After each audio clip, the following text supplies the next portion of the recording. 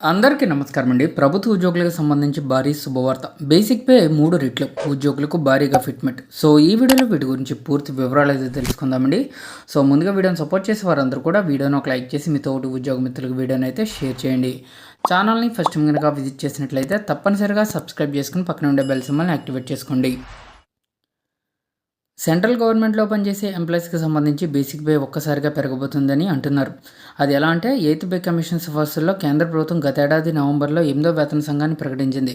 ఈ వేతన సంఘం సిఫార్సుల మీదనే కేంద్ర ప్రభుత్వ ఉద్యోగులు కోటి ఆశలైతే పెట్టుకున్నారు. తమకు అనుకూలంగా కనుక సిఫార్సులు ఉంటే పండగని అంటున్నారు.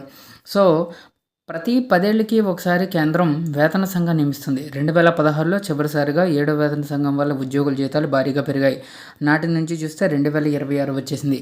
దాంతో ఎంతోమంది ఉద్యోగులు తమ జీతాల పెరుగుదల మీద, తమ ఆర్థిక ప్రయోజనాల మీద కొత్త వేతన సంఘం ఏర్పాటు చేయాలని డిమాండ్లు చేస్తూ వస్తున్నారు. ఎట్టకేలకు 8వ వేతన సంఘం ఏర్పాటైంది. కానీ ఈ వేతన సంఘం తన సిఫార్సులను కేంద్రానికి అందించేలా నివేదిక రూపొందించేందుకు గాను ఏకంగా 18 నెలల గడువు ఉంటుంది. దాంతో కేంద్ర ప్రభుత్వ ఉద్యోగులు అంతా తమకు అనుకూలంగా సిఫార్సులు చేస్తారని ఆశిస్తున్నారు. ఫిట్మెంట్ మీదనే. ఫిట్మెంట్ ఎంత సిఫార్సు చేస్తారు అన్న దాని మీదనే ఉద్యోగి బేసిక్ పే అన్నది ఆధారపడి ఉంటుంది. ఉదాహరణకు ఫిట్మెంట్ అన్నది 2 పాయింట్స్గా ఉంటే బేసిక్ పే రెట్టింపు అవుతుంది అన్నమాట. ఒక ఉద్యోగికి 20,000 రూపాయల జీతం ఉంటే కనుక అది రెట్టింపుగా 40,000 అవుతుంది.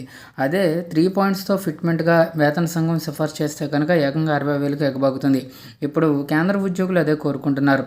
ఇక 8వ వేతన సంఘం తన సిఫార్సులలో ఫిట్మెంట్ పాయింట్స్ను 3.25గా ఉండాలని కోరుతుంటున్నారు. ఇక ఇదిలా ఉంటే national council of joint consultative machinery ఈ మేరకు 8th పే సంఘానికి డిమాండ్లు పెట్టింది. ఫిట్మెంట్ ఫ్యాక్టర్ని 3.25గా ఉంచాలని అందులో కోరింది. ఆ విధంగా చేస్తేనే మేలు జరుగుతుందని స్పష్టం చేసింది. ఈ ప్రతిపాదనలు వేతన సంఘం సవరిస్తుందని కూడా బలంగా నమ్ముతోంది. 10 ఏళ్ల క్రితం చూస్తే జీతాలు బాగా పెరిగాయి.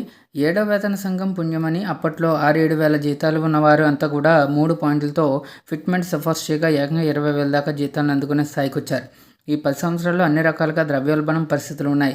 కాబట్టి పెరిగిన ధరలు, ఇతర ఆర్థిక పరిస్థితులను 8వ వేతన సంఘం పరిగణలోకి తీసుకుంటుందని, దాంతో మరోసారి 3 అంతల వేతనాలు పెరుగుతాయని వారు ఆశాభావం అయితే వ్యక్తం చేస్తున్నారండి. చూడాలి మరి.